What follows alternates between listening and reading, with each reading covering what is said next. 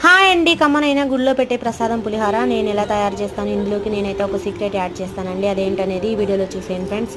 ఇక్కడ వచ్చేసి 1 table spoon ధనియాలు, ఇంకా కొంచెం ఆవాలు, అలాగే కొంచెం మెంతులు, కొంచెం మిరియాలు, కొంచెం జీలకర్ర, ఒక 2-3 ఎండుమిర్చి వేసుకొని బాగా వేయించుకొని పొడి చేసి పక్కనైతే పెట్టుకోవాలండి. నేను ఈ వీడియోలో చూపిస్తున్న విధంగా అయితే చేసుకోవాలి. తర్వాత అదే ప్యాన్లో ఆయిల్ వేసుకొని పల్లీలు అయితే వేయించుకొని పక్కకు తీసుకోవాలి.